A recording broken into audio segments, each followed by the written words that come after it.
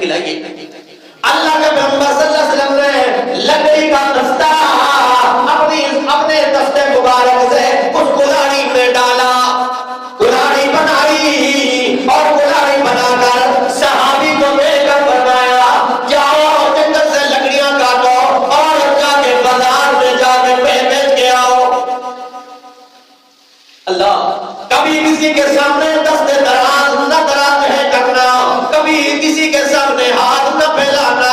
وہ صحابی چلا گیا، کچھ عرصے کے بعد واپس آیا اور اس کے ہاتھ زخمی تھے. کلاڑیاں مار کے اور لکڑیاں کاٹ کے اس کے ہاتھ بڑے ہی زخمی تھے. اللہ کے پیغمبر صلی اللہ علیہ وسلم کی آنکھوں سے آنسو ہوا.